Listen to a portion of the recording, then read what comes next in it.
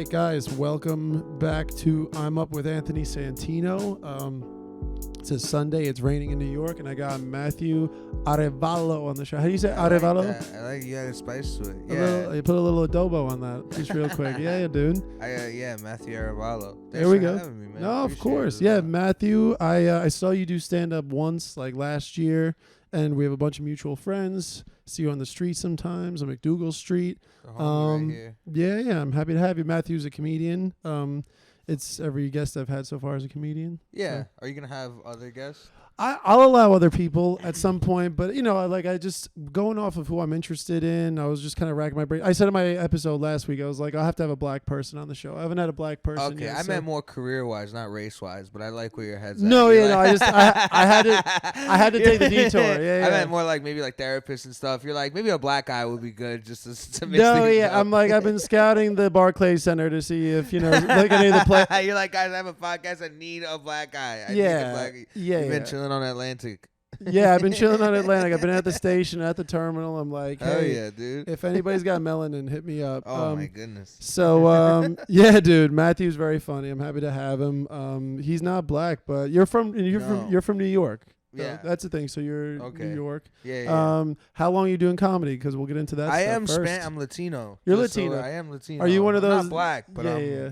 I was about to put not you on the white. spot and do the whole because some Latinos in New York say the N word and stuff. But No, I'm definitely not dark enough for that. No, it's fine. No, but that was a good quick answer too. Because I will listen. I can't judge you. Listen, if you spend some time in Washington Heights hanging out with people and things happen, I don't, I'm not a big N-word guy. I don't. That's cool. subscribe. That's cool. I can't fight though. That's why I feel like guys, If you could fight, you would do it. Latino dudes who say the N-word usually Right. can fight. The ones who or they don't mind getting into fights. I'm not a big. Right. I hate fighting. So for me, Yeah. I'm like, it's easy to avoid. I Right, don't need to right. have it. You could. There's emphasis in other words. Oh, You of know? course. You could be like, oh man, my motherfucker. Yeah, you can. You can. Or That sounded like kind of like tough Canadian right there, though. yeah. So Why there's not? Why exactly. not? I'm sure Canadians have to have their own They do. version, They're like, oh, I'll hockey you or whatever. like hosiers. Hosiers. I think that's a thing. That's like Indiana, I think. Wait, what's no, a not hosier? Hoosiers. Not Oh, no, Hoosiers. Not Hoosiers. Hoosiers. What's a hosier like the Irish singer? Hose teasers or something like that. You don't remember Grown Ups where the guy with the high voice? He was like, "Hey, what's up, ladies? I'm from Saskatchewan, eh?" And Oh, like, Grown Ups like the Adam Sandler movie. Yeah. I forget that character. Who played that? Was it a comic? It was a random guy. It was a guy. random Canadian. It was one. Hosiers. All the ladies are at the water park, Right. and they're looking at this guy. And he's ripped, and then Yeah. the guy like is looking at them playing back and forth with the wives, and then he comes over and he's like, he walks over all slow and he's seductive, and then he speaks and he's like, "Hey, what's up, ladies? I'm from Saskatchewan, eh?" And then it's like hilarious. You don't remember Grown Ups? Here's the thing. I have a memory where I remember things, but I don't remember things. So like I saw the movie. I saw Grown Ups 1, Grown Ups 2. Like What's your favorite movie? I mean, like Goodfellas and The Other Guys are my two But you don't favorites. remember? Do you remember? I remember. Well, that's the thing. I remember a lot from those because I've seen them enough times. Like even with my stand-up, like if it's a easy bit, like I'll Yeah. remember it right away. Yeah. You got your beats. But if I have something that's a little more involved, like without realizing it, it's taking me more time to like process it. You Like should smoke weed. That might help for that. I feel like that would make me worse. I feel like that would make it much worse. Do you Oh, like it's propaganda, dude? That's That's big propaganda. pharma. Yeah. That's big. That's You've been big, fighting them on this? That's big paper. Big paper. They don't want hemp. It's legal. I don't know why I'm talking all this shit like it's not legal now. No, it is legal in New York. But do you feel like weed helps you with your comedy or no? No, I don't. Do you smoke or no? Yeah, I smoke all the time. But do you think it helps or doesn't really make a difference? I don't think it makes a difference because there's Yeah. also plenty of times where I can't really afford weed, so I'm like, looks like I'm going dry tonight. Gotcha. Yeah, that's fair. But with so wait, how long you been doing comedy now? I guess now I'm 23. I started when I was 16. Oh wow, good for you. So yeah, I guess That's young, dude. Yeah, it is. It is young. So I guess 6 years. You're gonna be the 7 next years? Matt Rife, dude. Yeah. That's cool. So you're 23. Yeah, like I thought you'd be at least like 25, 26. Yeah, I guess I give off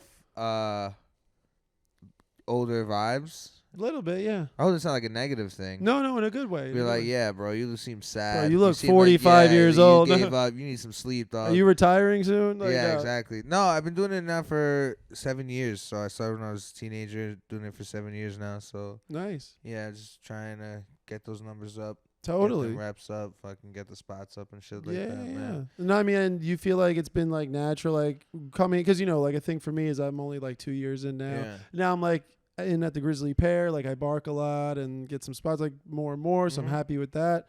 But it's like my first year, you have all these thoughts. You're like, oh man, like I just do a lot of mics. I get on like one show a month, and half the time is canceled or whatever. And then like things build up for you. Do you feel like you had like just like a steady growth, or were there like points in your comedy journey so far where you're like, oh, there was like a spike, or I met this guy? Oh man, well yeah, of course, man. I mean, I don't know. 2 years in, I don't know how many.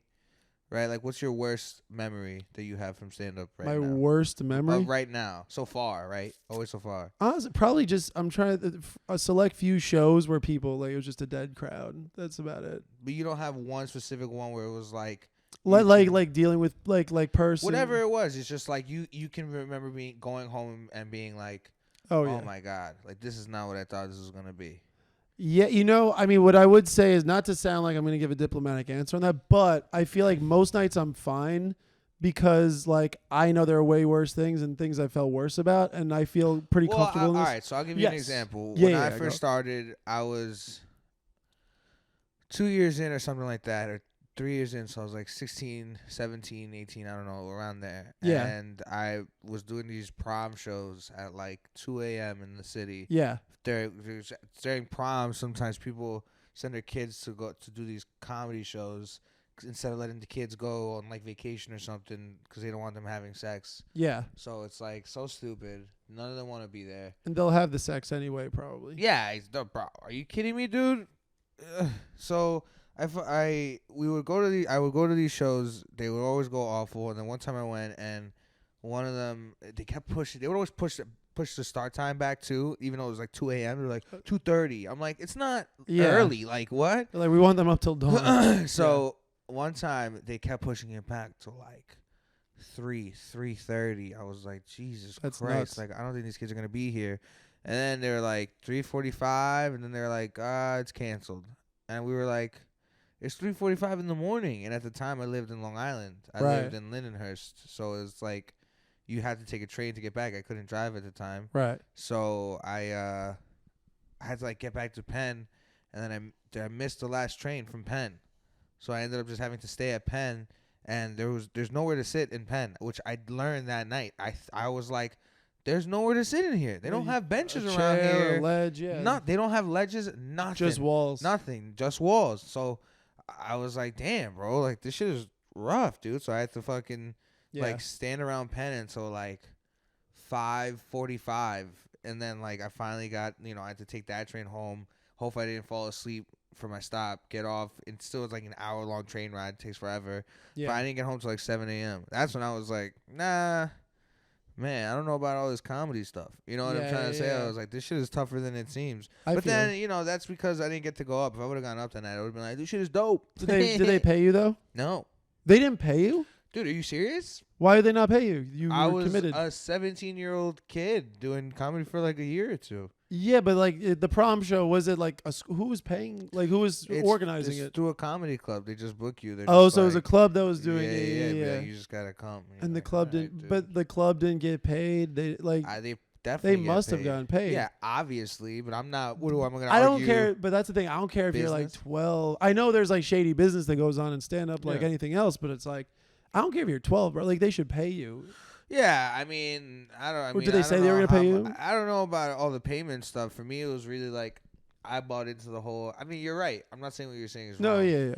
But I bought into the whole like, you pay to play. Like, yeah, a lot of people like, it is kind of also a privilege, right? Like, we're all basically, it's a narcissistic job. Totally. We're all basically saying that we are important enough to be like main characters in other people's lives. Right. And I think that's just a little like, for us to do that, you have to sacrifice a little bit. That's why those nights were like that night where it felt like forever. You get over it because the next day when you do great on on stage, it's Right. worth it. So that's the sacrifice Right. you take. You're like, I won't get paid because I understand that one day, not only will I get paid, but this isn't work. Right. Like, Well, this no, doesn't work. I was you know? gonna say for this, it's just like yeah, I'll do free shows and everything, like totally pay to play, like I invest money into it or whatever. But no, just in my mind, I was like, oh, like this is like a prom show. It feels like a private gig kind of vibe. Like No, that's it really was really like it's all a hustle, man. Everything's all a hustle, and then you know what I mean. Like you just gotta go through the motions. Like I remember I used to do bringer shows all the time. right. And those fucking That's a memory that popped up when you had me. Yeah. those used to have me fucking going crazy. And I was, I my hate friends them, couldn't yeah. even go to the shows because they Right. weren't old enough. So I was like begging family members to like come to these shows, and they Yeah. hated going. They didn't want to go. Some of them they came the first few times excited, and then they were like over it. They're like, we don't want to go, and I'm like, all right, well, I need you guys to come. Like, if you guys don't show up, I can't get up. Yeah. And this one guy, fuck this guy, would always he would always like call, have a fucking problem. One time he called me screaming. Yes. He's like, "Where are your people? Your people?" Yeah, it's negative, nasty energy that He comes bugged with out. He bringers. bugged out at me. He's freaking out. He's like, "Where are you Yeah. fucking? I don't understand." And I'm like, "Dude, they're on their way. Like, it's the city. I'm not lying to you. Like, I Yeah. don't know. He'd worked with me before, and I was a fucking teenager. I was like, dog. And I had 3 people in there already. I was like, Right. it wasn't even the whole party. And he was like, it doesn't matter, blah, blah, blah. And then finally the people showed up. And then that same show, I ended up getting like fucking booed off the stage. It was at Dangerfields. So I was like, fuck this shit. Yeah. I got so fucking pissed off. I was like, fuck these bringer shows. I think that was honestly, that was probably my last bringer show, I think. Now that I'm thinking back to it, I think after that I was like, I give up on this. Like, I don't want to do this anymore. I'm going to hit up open mics now forever and ever and ever if that's what it takes over this bullshit, because I don't see where I'm getting ahead here at all. How many bringers would you say you did, like, estimated? But back when you were starting. I don't know, man. I did a lot. Yeah, because some people, like, I've done probably, in total, I'm saying maybe, like, 3 or 4. No, I've done a bunch. Yeah. I've done a bunch. It's toxic. I mean, here's the thing. Like, you could deal with probably different people, but most of them are, like, aggressive. And, like, dude, the first one I did, it ended up, being a good one and whatever. Yeah. But, like, hot show, fun time, worth it. And it was, like, the first time, like, I had people see me in, like, a big setting in a nice club or whatever. Yeah. But, like, the guy, like, in my head, I didn't know anything. I was, like, 3 months into comedy. I was like, oh, good opportunity. This guy is allowing me to be on the show. He's like, all right, so have you done a bringer show before? And I was like, and I had just done another one. This is like a slightly bigger one. And I was like, yeah. And I want to sound like, oh, yeah, I do comedy. Like, I've done one. I know what I'm doing. And he, like, the second I said, yeah, I've done one, he's like, no. He's screaming at me on the phone. He's like, no. What do you do? You're burning all your people. I'm just like, burning this like the 7 rings of hell. What are we talking about? Like, so Who is this guy? A guy. Like, I don't want to say names or anything. Come on, I've been doing this shit. Okay, I'll tell you. I'll bleep it. I'll bleep the guy from what's his name? You like how I knew that already? Yeah. And then he was very. And then he. Yes, you knew Don't that. bleep that shit, bro. I'm bleeping that shit, bro. No, he's actually mad connected. Nope. He's a nice guy. With the first name I said, fuck that. Yes, is a nobody. Yeah. But he's a nice guy. He's definitely well known within the Bookers. So yeah. Yeah. Matter of fact, don't even bleep it. Cut this whole fucking section out, please. I will. But I hear what you're saying. But that was the thing. On the phone, he was wild and screaming at me. And then in person, I met him. He was like very nice. Well, because comedians are just fucking dorks. They don't fight, so they love to do that mad energy shit. And then in person, it's like, what's your beef, bro? I mean, because I was coming in not hot. Like, I was fine. Like, I got a good amount of people, and it was, it's a nice place. So a comedian never gets. When is a comedian? I'm happy to be. You're happy to be there. You're Yeah. just like, all right, dude. I wasn't trying to be disruptive. Like, no, exactly. I was, for half a second, I was answering honestly, and I was trying to tell him like, hey, I've done it before or whatever. I didn't know the right way to answer. Regardless, I'm about to start. I think I want to start working there. So let's. I don't want to talk. We're cutting it out. Don't worry. No, but that's what I'm saying. Like, I do like, obviously there's that balance. It's like, oversharing is usually funnier on stage or whatever. Yeah. But then, like, also, business wise, you want to edit certain things. When I worked with him, he was actually the good guy. Yeah. Or like, I just knew his name because I know he's the one who does the bringers at that club. Right. But when I worked with him, he was always great, and he even tried to connect me with this other young kid. At the time, I didn't understand the idea of following up. Yeah. Because my parents had never worked in that. I didn't know that you had to follow up with people. Yeah. You had to be like, there's a lot of people to keep track of. Hey, Yeah. How are you doing? Last week you told me to do this. I did it. Shit Right. like that. Like I didn't know that. I just thought like if they need me, they'll call me. And it was what an idiot thing to think, right? You know, Right. I thought like, all right, they saw me. Like hopefully they'll think about me and they'll be like, oh, I had Yeah. this. Not how it works at all. Like Right. you have to press people. You have to be like, hey, I'm around. I'm here. I'm doing shit. And then once the pandemic hit, it felt like a huge reset for everything. Yeah. You know, where all those mistakes that I felt like I made pre-pandemic, I could just forget and kind of just like Yeah. wash it off and start over. And since then, it's been honestly a lot of fun.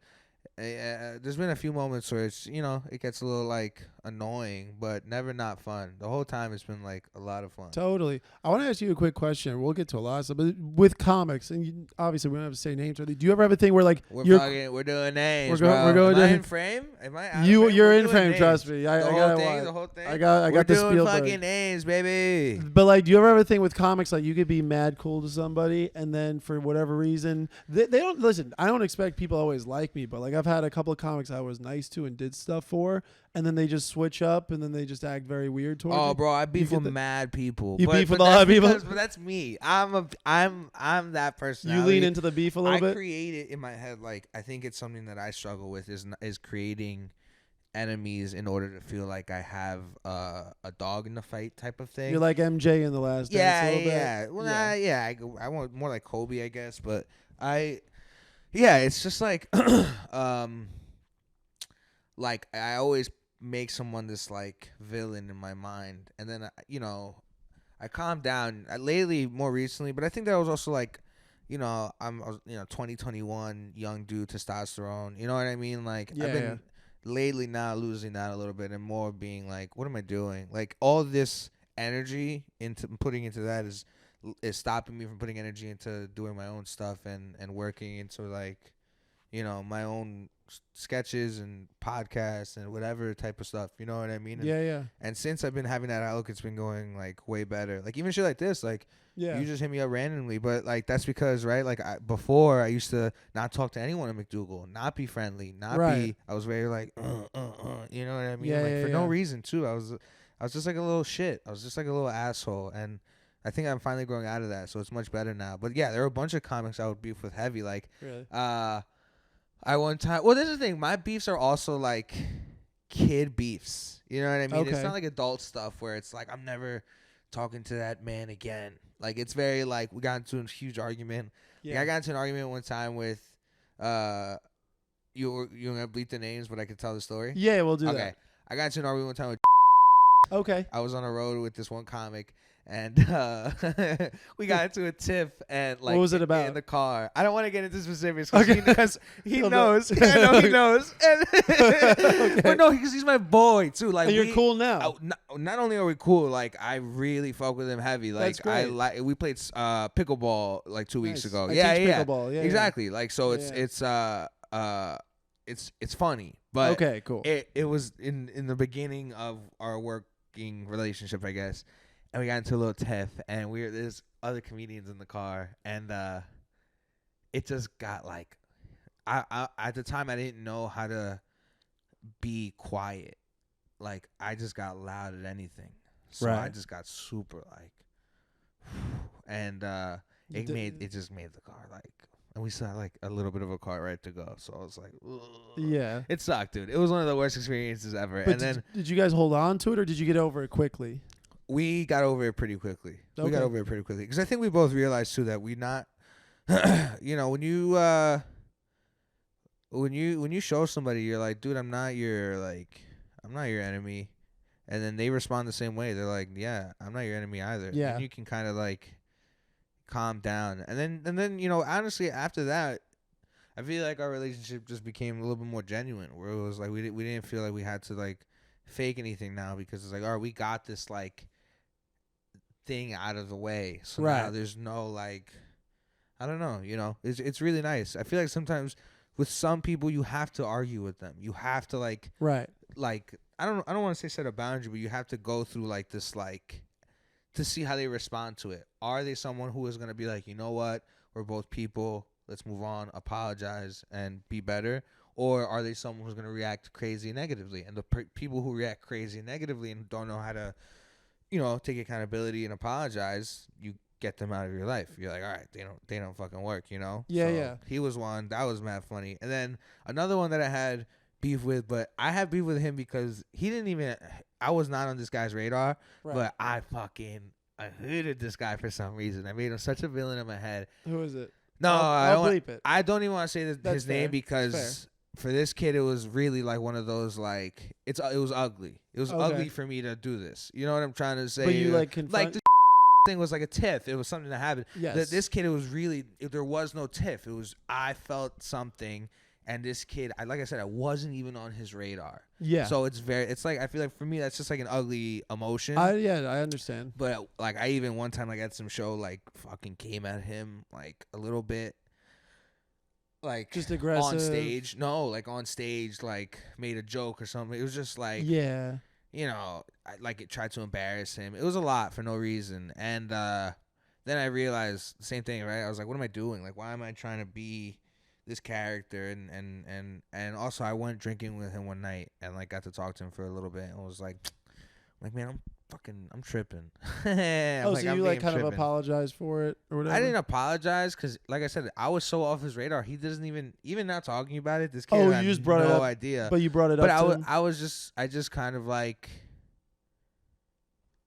I just shifted how I approached him. I used to, like I said, I used to be very closed off, very like no one wanted to talk to me. Now I'm much more.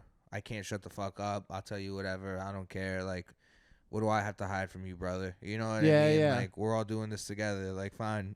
Yeah. You want to, I don't know. You want to have beef with me now, Right. But at the time. So you're cool with this guy that you're mentioning? Like. Yeah, I'm fine now. So I'm cool with everybody now. All your beefs are like.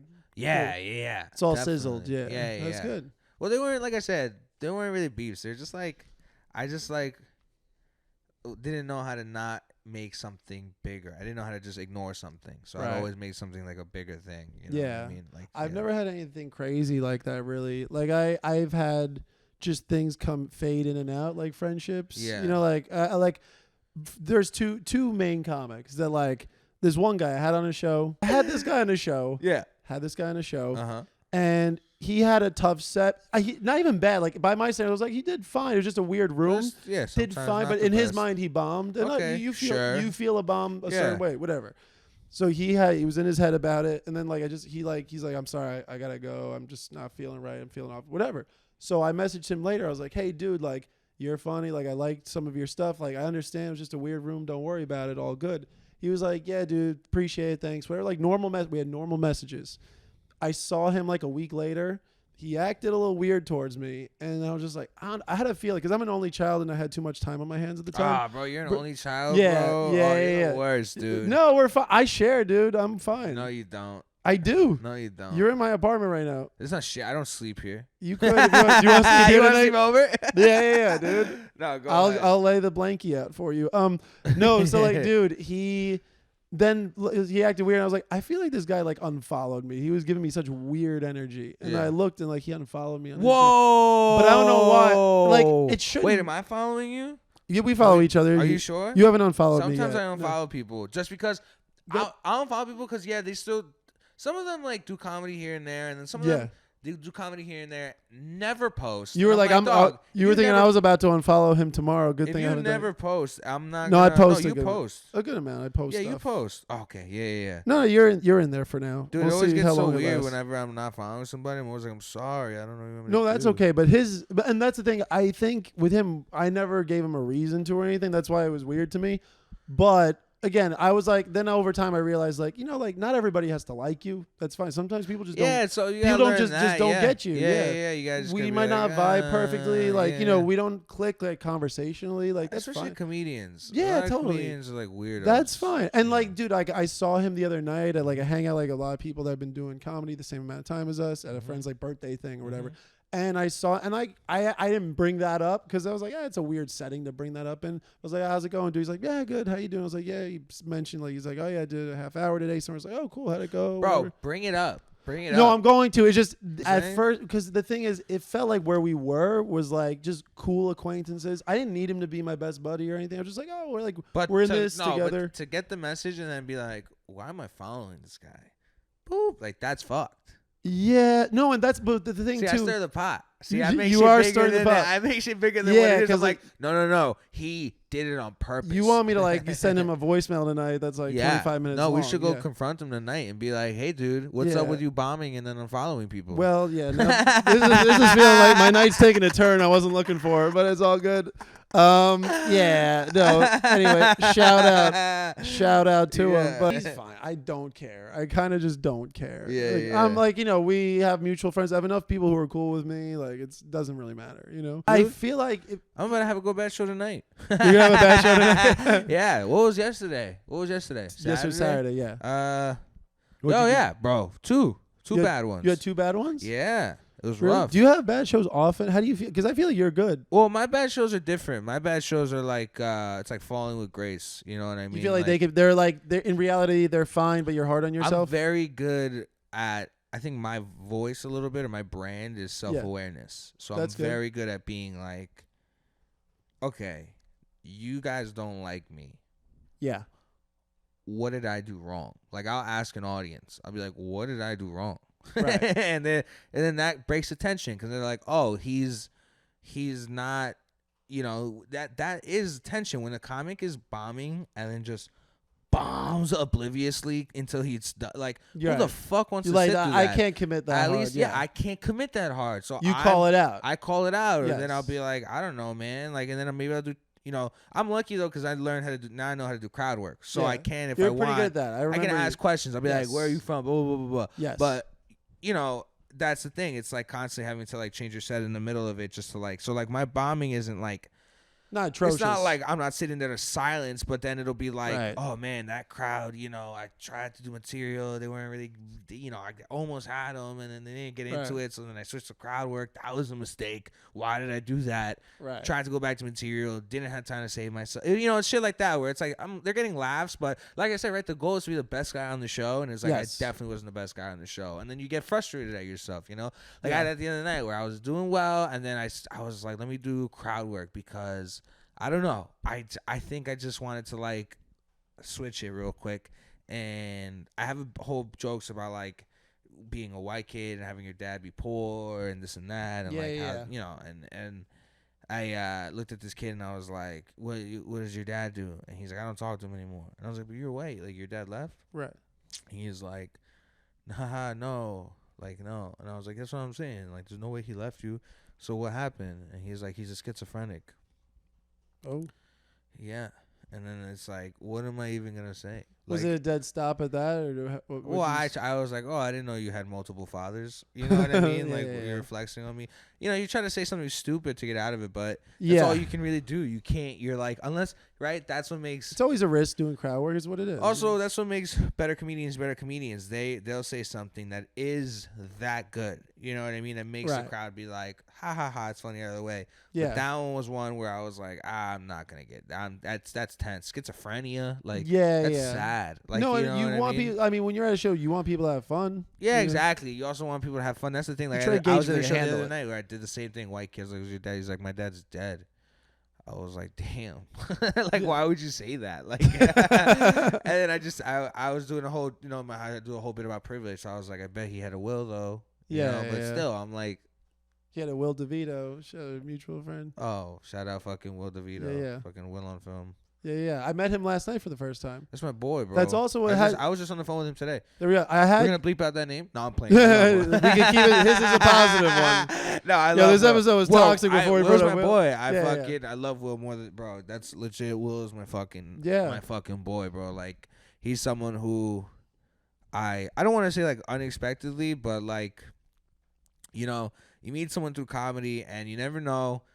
Right, you just keep going, keep working, and he's someone that I've fortunately gotten so close with, and can honestly call him a close friend, and it's cool. It's really really cool to have that. You don't have that a lot in comedy, and I feel like the thing with comedy is that we're constantly moving, so it's hard to continue that. But I think the people that I've gotten very close with, like Jared Waters, Will DeVito, I don't know. I'm sure there's other names that will be mad about me forgetting, but no, there's a lot of people keep track of. That's what I mean. But they're people who it's not a lot. It's a few. It's only like 4 or 5, but they're definitely my people, like 100%, But Will's the fucking man, bro. I love He's great. Will. Yeah, he teaches mom platform tennis. His mom's a queen. His she's dad's really his nice, dad's a yeah. king. Yeah. Amazing people, I bro. met them. They came to one of my shows at Governor's once. Oh It's yeah, free. Yeah. Oh, They have a that's big very comedy sweet. family, dude. They're like cousins Vic DiBitetto and all this. Like, Yeah. I didn't know they were cousins of Big DiBitetto. pretty sure. I don't know if that one's true. That might be like a Long Island, like. She said, "Oh, like like we're buddies, so we're cousins." Yeah, exactly. So I know. I think. I know they're from Huntington and shit like that, but we're talking about Will on this fucking podcast. No, Will's great. Yeah, because that was funny. I met him last night. He was with Chris Turner or whatever. On Yeah. Chris fucking hilarious comedian too, man. They're awesome, man. What they're doing over there is really man fucking cool. It's cool you get to work with people like that. Yeah, a lot. Like I love working with them a lot. It's cool and we're to about hybrid. film some sketches soon too. So awesome. it's exciting, man. It's Yeah. exciting that we got those, resources. Do you post a lot? Like I haven't stalked your stuff too much, but I've probably seen you post some stuff. But like, I don't post crazy often, so if people don't follow me, I understand sometimes because I post very like, I'll go through stretches where I'll post like in like 2-3 weeks, 4 clips, 5 clips, 6 clips. That's an amount. But then I'll stop for like 4 months. I see, yeah. And then but I'll never delete them or nothing like that. I Yeah. leave them up. So like you could go through my Instagram and see like, a lot of stuff, but I don't post as often as like some people do, like scheduled like Monday, Wednesday, Friday. Yeah. Or like 3 a week or 4 a week or whatever. But I try to get like 1 to 2 things out of it. I've been doing like sketchy, some walk and talk, because I don't want to put like bits up. Like if I'm gonna post a bit, I'd want to like know like I had the production value was good enough to help it. I think that's right now what's kind of fucking over like comedy and comedians right now is that Instagram does have that power where it's like you get the one right bit. You can work and you blow up. Yeah. And it's like the thing tempting. about comedy is that it's not about one bit. You're supposed to be on stage for not right. It's the same thing as like rap with SoundCloud, right? You got these guys who have one hit song and they make millions, and then 2-3 years later they're like, hey, do another thing, and they're like, I don't have because they didn't practice that muscle of writing and getting up and doing all those other things. So I definitely understand where your head's at there, where you're like, I don't want to post bits because I'm still writing my bits. I'm still finding my bits. Funnier in person, even if it is funny on video. It's like, all right, well, this thing that kills in person, am I gonna risk it getting like 102? I feel like likes the things that do the best on Instagram are either like audience crowd work, overreacts, freaks out, or very good like wordplay. They love where it's like very good, like. Whoa, that was clever. You know what I mean? It usually just gotta be tight to be good. Or some big punch. If it's like some like quick like, oh, this got like a fun little thing, like it probably won't work. Ironically enough, a lot of the clips on my Instagram are shit like that, like shit that's not important, like really like half-ass. But if it's crowd work or but if it's a crowd work or a riff, I think it's worth posting just to see because you never know, Like, I guess the reason I post them is because I don't really post them anymore. I think with the idea of being successful to them, I kind of just post them because, like, when people leave shows, I feel like I have nothing to offer them, So at least on Instagram, they could like look at some more clips. But even that lately has been feeling like nothing. That's why I'm starting a podcast. But you should. It's been like. It's tough, bro. I'm surprised you're this committed, man, for real, to be doing this shit like this. And trying. I don't know how many you've done already yet, but you're episode 8. This is basically episode 8. Dude, that's a lot of but episodes you get clips to from get it through, too, man. Yeah, no. I guess that's true, but it's hard, man. It's not. This isn't an easy thing, and I don't know how your other guests were, but this shit, you definitely got me to talk the most about other people so far. Like, hey, dude, this editing job, it's gonna be like an 18-hour editing job, bro. I'm gonna be in there. I'm gonna like text you tomorrow and be like, hey, so I cut out. So let's get like 20 minutes straight then of not other people. We'll talk about me exclusively. I'll talk about my comedy journey. No, of course. Well, I mean, like, I'm curious with anybody. I mean, my writing process has always evolved and always will, I'm sure, and that's exciting too. But like, how do you write? Do you write physically a lot? Do you try to write on stage or off stage more? Like, how is it for you at the moment with that stuff? I write like on stage, and I also write like in the moment. So like I'll be like if I'm on stage, I'll start riffing with people about certain things and just seeing like where their heads at about things and kind of going like seeing how I can relate to it, where I've heard it before, what anything. I'll do anything like if someone goes, hey, I'm from Indiana, I'll be like Hoosiers and Parks and Rec, and I'll literally just go anywhere in the pocket. Throw just some popcorn in Amy anything. Poehler's mouth. Yeah. Anything. Whatever. Yeah. That's the thing. I'm not trying to say it funny at first. I'm not saying like these things funny. I'm just throwing at them just to see anything that they respond to positively. You know? They don't always respond positively. Sometimes you'll be like Kansas City, and you'll be like barbecue, and they're like, and you're like the Chiefs, and they're like, and you're like, oh, if you like football, right. And then you go into football, and then it's like, you know what I mean? So my writing for me is a lot like that. Like on stage, I do a lot of writing, and also I do a lot of it like I'll be in the store and something happens, and I'm like, let me get this down. That's the best shit usually. Like that, you know? Yeah.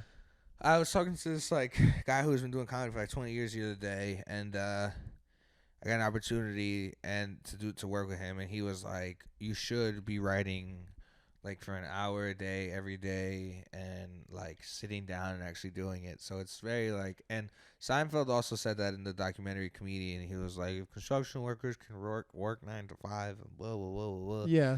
But I don't know. I don't think anybody has an exact recipe on how to be successful. So yeah, you know, if you think that you're getting funny shit somehow, then keep on keeping on. But I think it's so specific for everybody. Yeah. I mean, you gotta make sure you have more material. You know, that's the thing, man. People fucking, you know, they keep doing the same jokes. I've been guilty of that too for a little bit, where I've noticed. I'm like, man, I be doing a lot of the similar jokes. You know what I mean? So I definitely want to switch it up and shit like that. Yeah. Lot, you know? Well, what I do is like, you know, I have certain staples. Like I am, what I'm happy about is I do add new stuff. My goal is this. I'm like, I want to write like at least one good new thing every week. Yeah. I write more than that, but like something I'll like stick to. I mean, it's a good goal to have. You should start. It's a minute a week, or you know, like I mean, people like I've heard Schultz say it, and other people.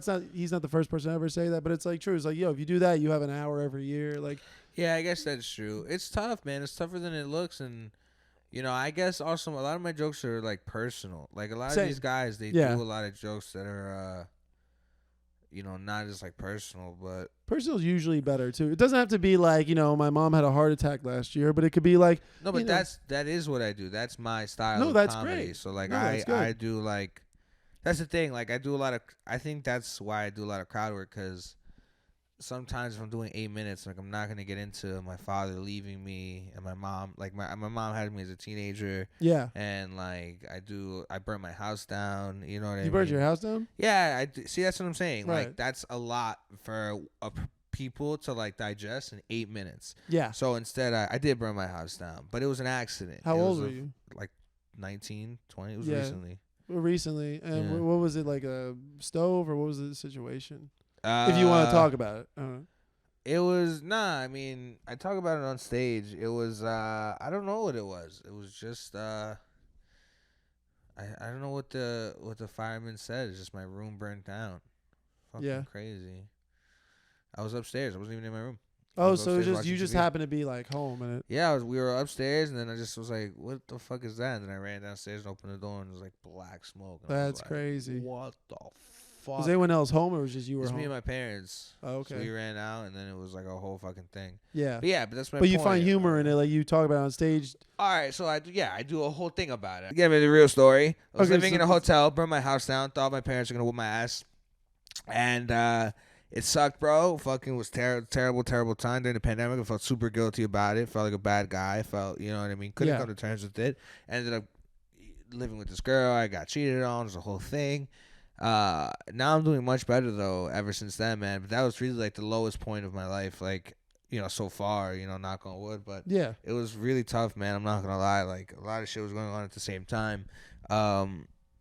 Unfortunately, though, enough, like, since then, now I have like a new girlfriend. I've been dating her now since I literally, like, the last girl I got cheated on, like 2 months later, started dating this girl. It's a good turnaround. Yeah, right. No, she really is, like, I love her more than anything. Like I think I'm all in. The reason I say I think is because I'm hoping she is as well. I'm like, I don't know how I want her to be all in, but you know, I'm not, no pressure on her. Wait, how long have you guys been together now? like 3 or 4 years now. Oh, dude, no, 3 years. 3 years. That's Like great. That 2020. there's like a baseline of commitment there. That's nice. Yeah, we guys live are good. together now. Yeah. I live with her, so now I'm like, you know what I mean. I don't think that's like I don't think she's just gonna turn her head and be like, oh, I'm done. Like you're good. Yeah. You're fine. I have it. You know, my father left me and shit, so I'm always like, all right, I feel you don't on that. leave. No, I get it. I get it. I do have a dad though. I do have a dad. Yeah. I have a well, not my stepdad. My mom. I've known him for my whole life. No, since yeah. I was like 2, but yeah. you know, I do have a dad. I'm not trying to brag. Not bragging. No, but that's good. He's a cool guy. He's a cool dude. figure. He's my guy, bro. He's a big reason I got started into stand up. I got started because my parents used to go. I loved stand up always, like as a kid growing up. Like,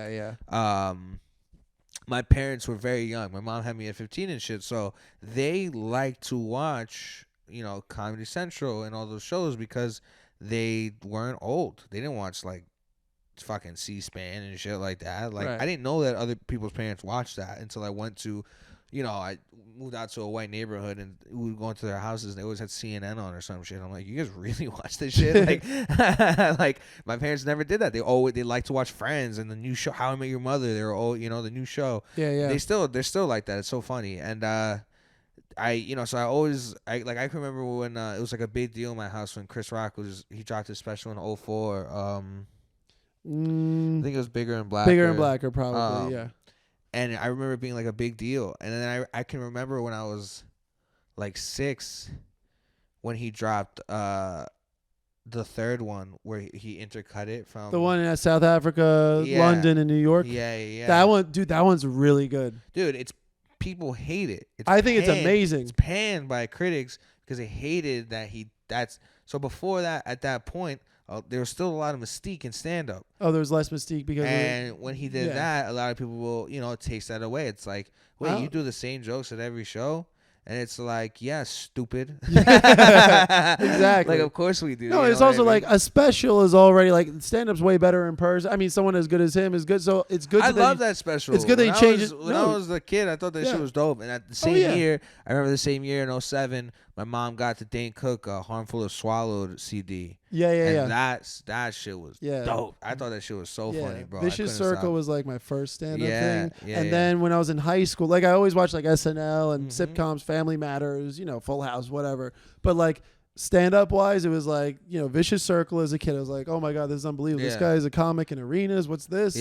People do that. That was 2008, right? Or 2009? Early. I think it might, probably around there. If he was doing arena, it was Vicious Circle is... after MySpace era and all that. After. No, I'm saying, is Vicious Circle... That was TD Garden or whatever it is in Boston, right? So which one's Madison Square Garden? Which one's the one... That was after Vicious Circle, though, Madison Square Garden. Because I heard him talk about that. So Harmful is Swallowed is first. I guess, yeah. Then it's Vicious Circle. And then whatever he did the Garden. He said he improvised half of that Garden set. The Madison Square Garden one, right? Yeah, which is wild. Well, everyone hates that one. They say it's bad. I don't know if I've even seen it. I'm not going to lie. If you watch it, you can tell a little bit. It feels a little unpolished. I get it. Yeah. You're like, he's like a rock star. He's doing a lot of like... Just kind of flexing a little bit. Oh, yeah. And the crowd's like, yeah. Like, they love him. They're just like, exactly. Whatever he does, we're in. Yeah. Crazy, man. That shit was crazy. Yeah, I remember that being huge and everything. And then... after that, I Dimitri Martin and shit like that was really He's great. Huge. I remember getting into him when I was like, 11 and 12 and shit. He had the show on Comedy Central. Yeah. And then I remember I got my first iPod and they had Pandora. And I learned that you could put Pandora stand-up comedy channel stations on Pandora. Because my dad had Sirius XM, but he would always listen to fucking Howard Stern. And I didn't mind Howard Stern, but sometimes it would just be like gross and OD when you're a kid. I was like, I don't want to listen to this guy. Like, I don't care. Yeah.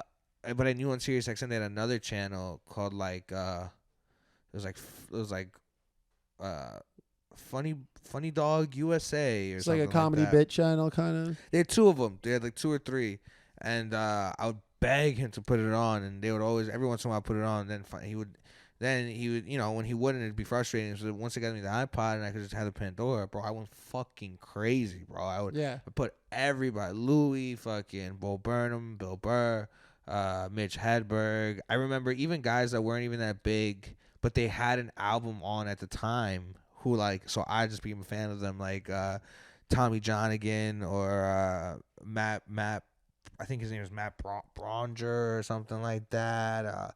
There's a few other guys too. Like I'm forgetting their names, but I can like remember listening to their specials over and over again on those stations, and they're really funny comedians, man. Like really funny. Kyle Kinane. That's how I found Kyle Kinane, and he has a big output too. He's a legend now, you know. But at the time, he was some guy on the West Coast just dropping hours. You know what I'm trying to say? So it was really cool, man. And it's cool seeing just all the styles too. Yeah, exactly. So then finally, when I turned 16, I finally started hitting that age where I was like, my parents were going to comedy clubs finally too, because they had also hit an age where they learned you could even do that. Yeah. You know, you don't really, I don't know. A lot of 20-year-olds I see sometimes in the city go to these clubs.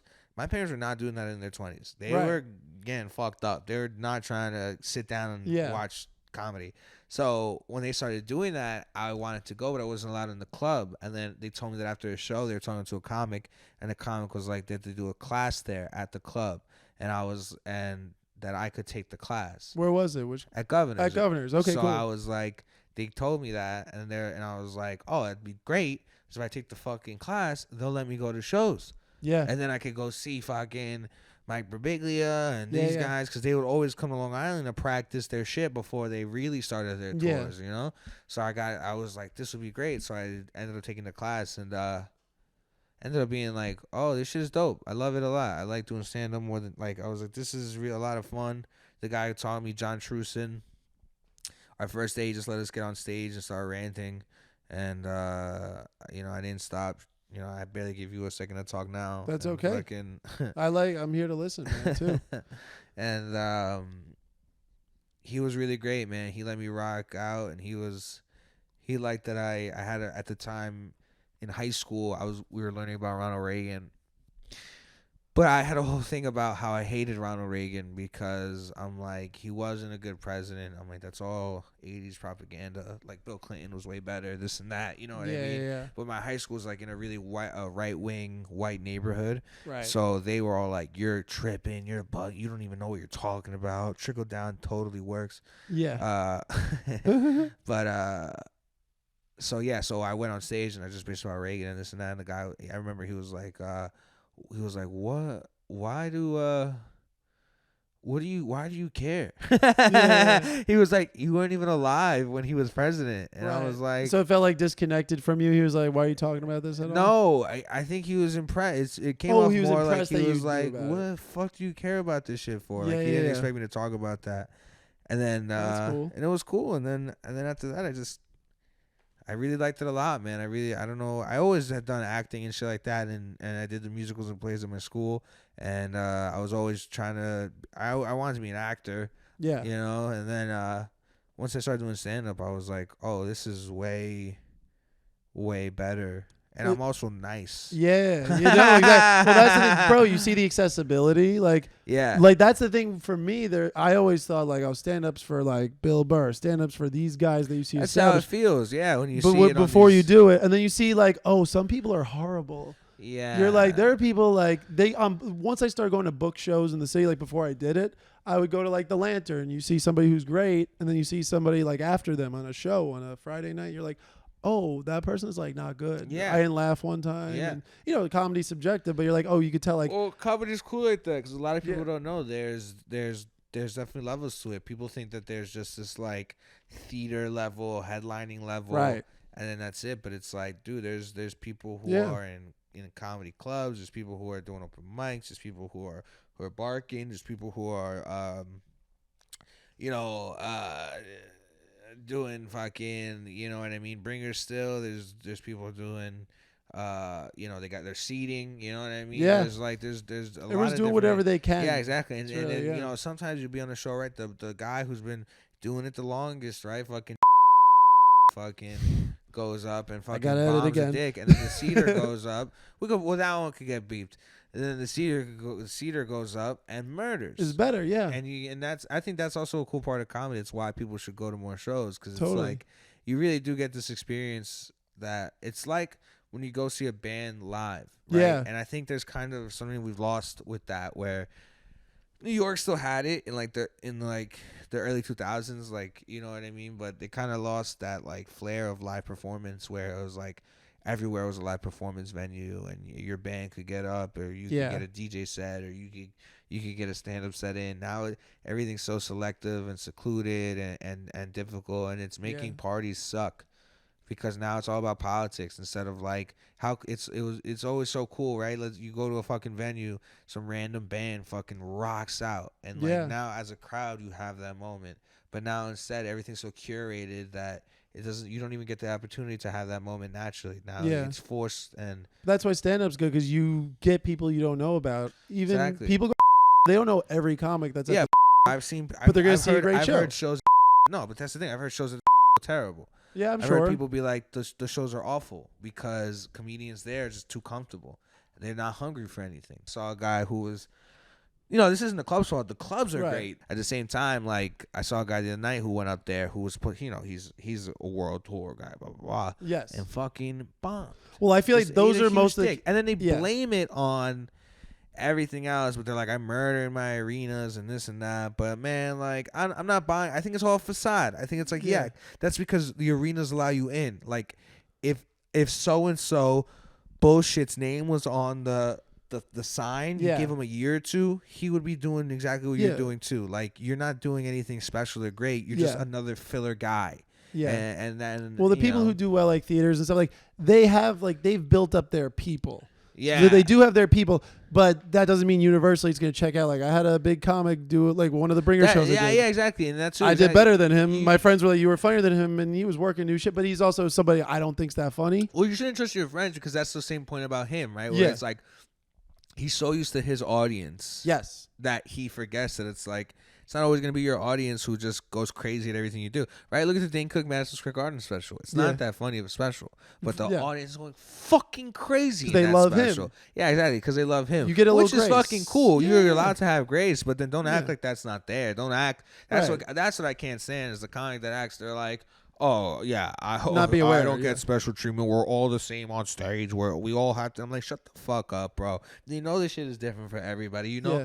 It's there's certain advantages you get, you know what I mean? The same way, man, like, all right, I'm a stocky Latino guy, so I'll make jokes about being that, much better than being, there's some dudes who are fucking 500 pounds on stage, bro. Yeah. Now they can't escape that. They have to talk about that on stage, you know what I mean? Like, well, that's extreme though. Like, you can. But my point being, like, there's always like shit that you kind of, you know what I mean, you can't outsmart it. You got to deal with it for some people that other people don't have to deal with, you know what I mean? What do you mean, like you can't outsmart what? Like I'll give you an example. I can't compete with a girl who's fucking gorgeous. There's nothing I can do about that. You know what I mean? Especially if she's also hilarious. Then it's like, damn, I also agree. But if she's not have her on the show. But I'm like, she's super funny and hot as shit. That's awesome. But if she's super hot but not funny, but I'm saying you can compete. There's also the reverse effect of the same thing with like dudes who are 500 pounds or women who are 500 pounds. They have to go up and they have to address this thing. And sometimes when those people murder, it murders that much harder because they're getting past this bigger obstacle. Yeah. Whereas opposed to, some guys, they don't understand. They're like, why am I not crushing? It's like, because you're just some guy, bro. You're just some guy. Who are you? All you've been doing is like your view on certain shit, but no one knows who the fuck you are. No one knows what makes you different. I always say else. Like someone's not digging deep enough. It's not even about digging deep. It's like, who the fuck are you, dude? Like, I don't know what you do for work. I don't know what you. Well, that's what I'm saying. They're not telling you anything about themselves. Who are you? No, dude? like they're talking about peanut butter and jelly rolls and stuff. Like, you know what I'm saying? Is that what you're getting at? Like, they're just not letting you know anything about them. There's a way to do that or show some personality. Sneaky. They'll be able to talk about shit like their dog. Yeah. And it's like everyone's got a dog. Everyone has a pet. That's sneaky.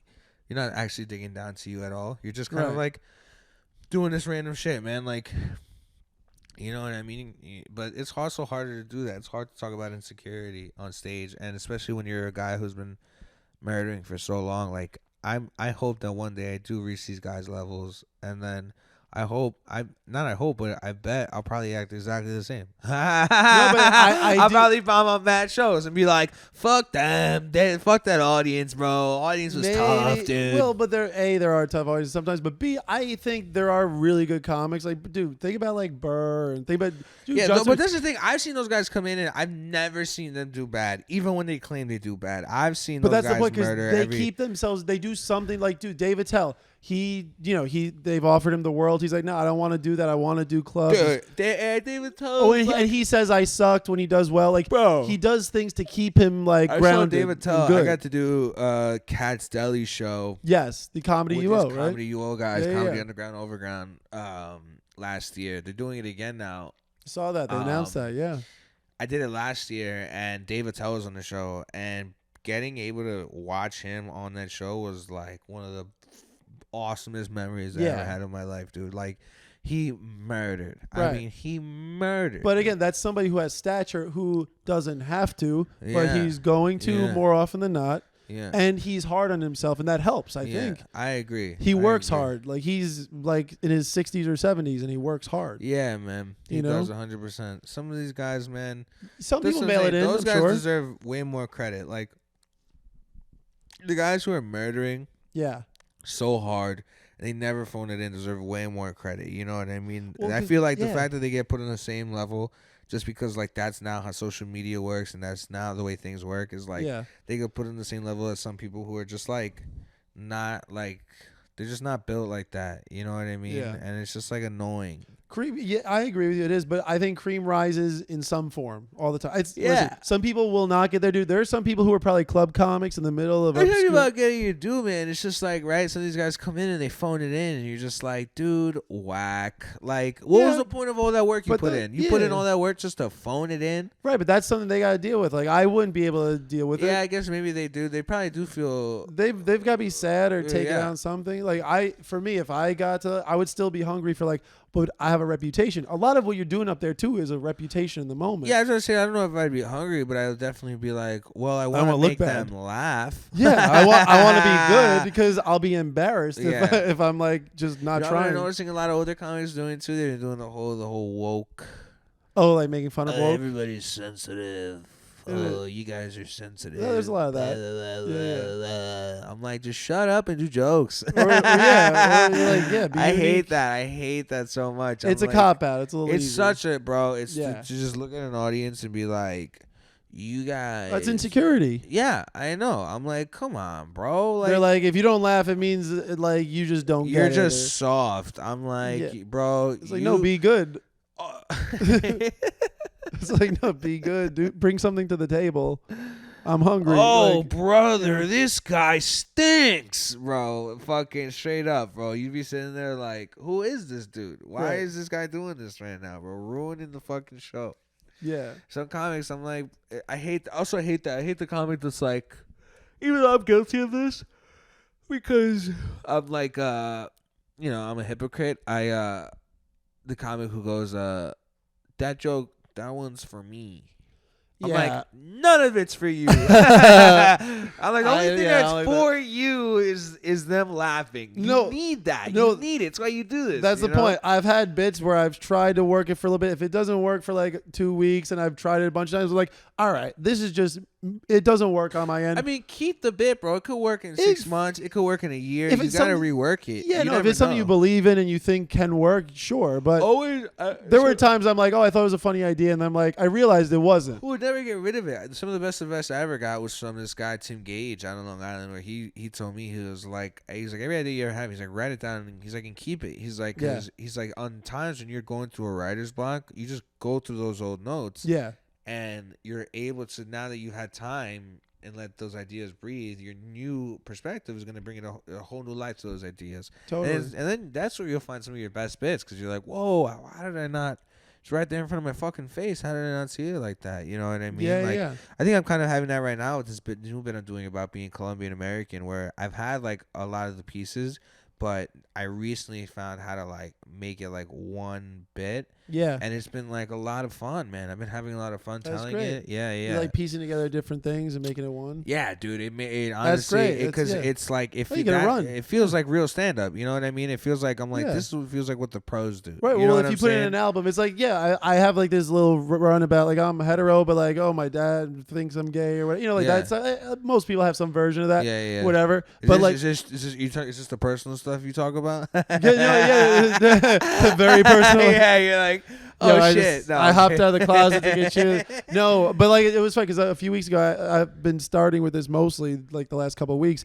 I was on the train, this black dude, like we brushed butts, you know, whatever, and he was like, "Yo, be careful with that gay shit, son," and like That's whatever. funny. Yeah, and that that hits that bit, and I wrote it tight. That one works, and then I go from that to like my dad's stuff, and it's like these are separate bits. That like, oh, we have a section now. It's like it's like three or four things. About yeah, something. if you were to put that on an album, that's like a 3 or 4 minute bit, but in reality, it was like different bits you put together. Yeah, you sectioned it off and everything like that. But that's it 100%. feels good to like have that just come together naturally and not worry about it. That's kind of cool. It's fun. I think at first my stand up was a lot of forced, and I think a lot of people's stand up is like that. It's forced, like you bring up subject after subject, and then some comics are good at segueing, but some comics are really good at like they don't even segue. They just like it's seamless thought. It's very seamless thought, and that's when it's really fun. I feel like Bill Burr's really good at that, where it's like obviously he uses fucking segues, but it feels like he's just talking. But not only does it feel like just talking, but a lot of you could tell you're like, damn, he's connecting. He's actually connecting thoughts together. You know what I'm trying to say? Like he's not just going like, okay, I'm done with this idea. Next idea. He is connecting all of his ideas through a line, which is difficult to do. A lot of comics can't do that. They Rock does it too. Exactly, 100%. But they're not as good at it. Like Rock is whack now. Like, I'm not gonna lie. I liked his last special. Well, here's Tangerine. But bro, you got fucking smacked. That's Tambourine. That's all you say. That's all you said. He got smacked on stage. No. Tambourine was before this. This last one was different. There's a different name. Not that it fully matters. Well, point being, the special post getting slapped on stage at the Oscars should have been the whole. He should have gone, bro. He should have. He said wild stuff about it. No, but you're in Hollywood that long. Yeah. You give it up. You're like, I'm telling the secrets. I'm telling them. But maybe he's trying to keep some mystery to it too. To be fair, no mystery, bro. He bitched out. You gotta be like Matthew Arevalo and go on podcasts. And be like, say the names, bro. Say the name, bro. You got smacked, bro. 100%. He said some wild. He gave him some jabs. He gave him some punches. No, he should have told us the truth. He should have been like, well, I feel like that's a lawsuit. I've been cheating. That's the thing, right? He gets sued for something like that. How weird is that? Like you're right. You can't do that. Well, no, you can't do that. That's he can't go and be like, yo, Will's a cock. Are we sure though? What is the law on that? Like, if I make jokes, can I get sued by somebody on a comedy club? There are ways. Yeah, for sure. I mean, dude, there's libel. There's all that stuff. If you say something that defamation, there are ways he can get sued for that. Like, you have to prove that it's true, or admit that you're lying in all your jokes. Pull a Hassan Minaj. Yeah, or also there's a lot of exactly emotional truths, bro. But like even that. So how do you feel about that? I talked about that when that first happened, the Hassan Minaj thing. He responded with a video, and in it seems a little bit more like I understand, right? Obviously, in his video, I understand his side more. Yeah. He didn't, admit guilt, but it is in general though. There are some comics who do that where you can tell. I'm like, the story isn't real, and it's like you're still making yourself cool in the story. Yeah. Like you're not making up a story, so at the end the punchline is some crazy thing. Like, you're making up a story so your character gets moved forward in in how you're presented to the crowd, and that to me is super annoying because like the best comedians are the ones where they might not be likable, but they're still making the crowd crack up. Like, that's really good. You're like, damn, bro. Totally. Like, it's much harder to do that Jessamine type shit. Like, that shit feels impossible, to just say like negative shit basically. Well, also but he's very detached from his reality. Like, he'll have elements but that's the thing too, is really the only issue I had with the Hassan thing, and I don't really even care that much. It was just like he was using it as like a socio-political tool, kind of like, like brown people are getting. I got discriminated in this moment. It was fake. He also if you don't remember, he also had issues with the Patriot Act. Like, apparently, it's like a toxic work environment and shit like that. Yeah. So, like, he hasn't had the best reputation. But then when you think about these type of people, you're like, oh yeah, like, man, some people who do stand up, they are just trying to be successful people. Yeah, I like understand. they don't really want to be like, George Wallace, or they don't really want to be like Bill Cosby. I mean, that's a bad name to use, but they don't want to be right. I guess that Seinfeld's like also a bad name because he's ironically enough a billionaire. But they don't want to be some 70-year-old, 80-year-old dude doing shows and making like, $150,000 a year, like normal amount of money. You know what I mean? I mean, it's not just a good amount of money, but you know what I mean. Where as opposed to when they were making however much they were making in their prime, You're saying the ambition drives them to do certain things. Yeah, or they feel like there's no right, like exactly. You do this till you're 70. Eventually, how much your ticket sales? They're gonna go down unless you become an actor, director. Yeah. But then at that point, you're not doing stand up anymore. So you don't have to rely on ticket sales. You rely on a totally different job. Seinfeld did his swell of the show, which is that is such dumb luck though. Like that's never gonna happen. Right, again. but he loves stand up. Like he'll do it till he dies. Like he just loves it more than a lot of people would. Yeah. He's not alone. That is true. He's not alone. Yeah, that is true. He definitely is somebody who like. He's a purist. He wants to just keep doing it and doing it and doing it. As much as like he is like he's a kid about it. It's so weird because like he's an asshole, but you can tell like man he really loves stand up comedy. Like which is like there's a sweetness to that. There's I mean I don't know if it's sweetness, but it's something. You know what I mean? You know he's not bullshitting you with that. Yeah, that's true. He's not pretending. He's not pretending. He really loves stand up comedy, and even if he doesn't like you as a person, he might.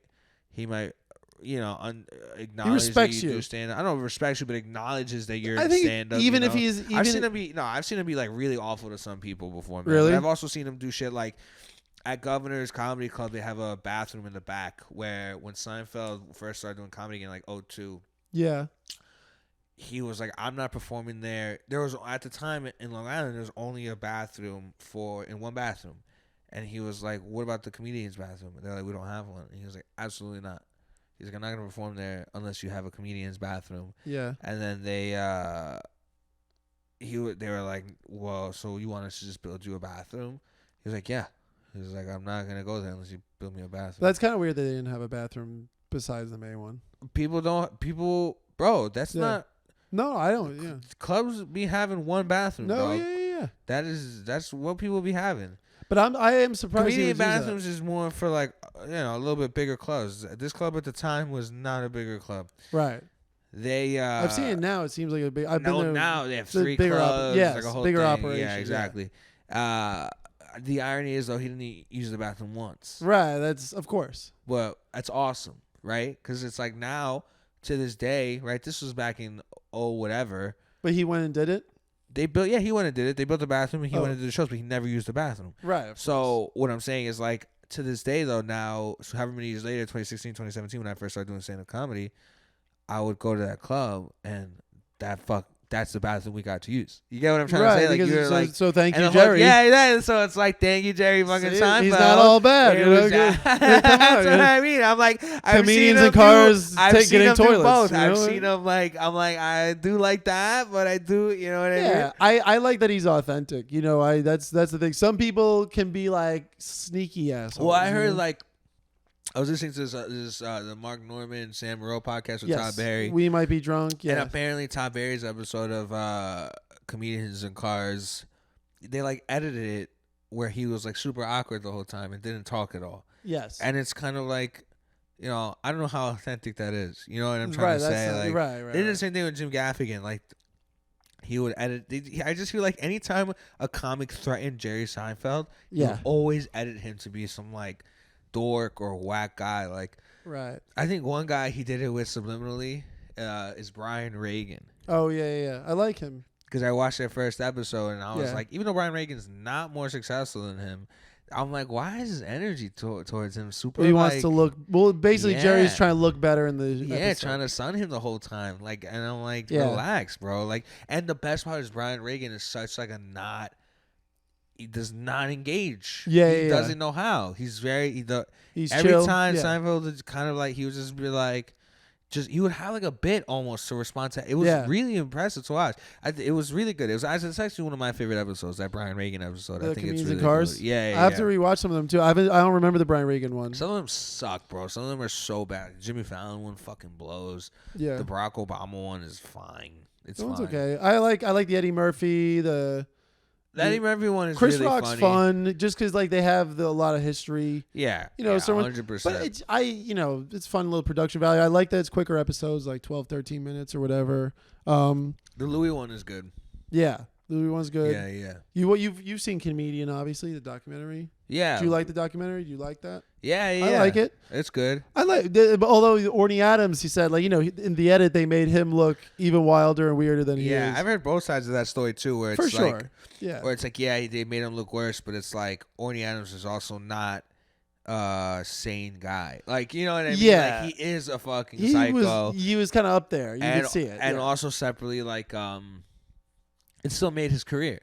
Yeah. Like that's what Seinfeld's point was. Like, dog, I'll fucking make your career, dog. Yeah. He's doing well. You will always like that. I think that was kind of like that's the way he sunned him. That's the way he like bitched him out. He was like, but it kind of works. Like, you don't like me, right? You feel this type of way about me. Yeah.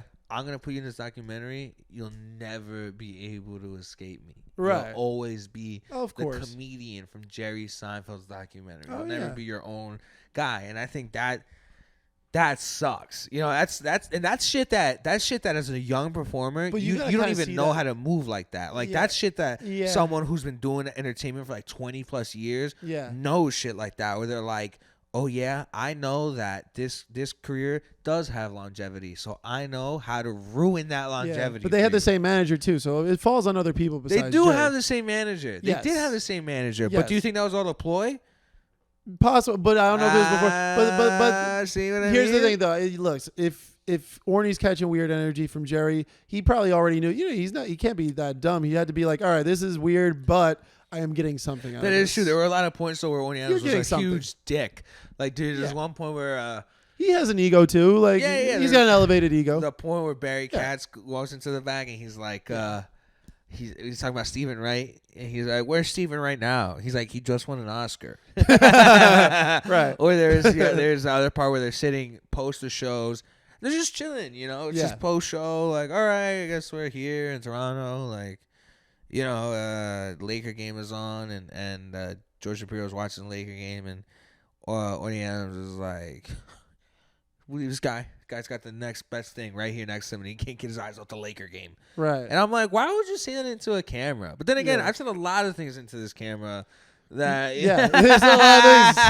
I'm already thinking. So you know what I mean? Like I understand. You get it. You know, he was trying to ham it up. Also at the same time, like, nah, bro, like, you know, you want to give it the benefit of the doubt because, like I said a bunch of crazy shit, but yes.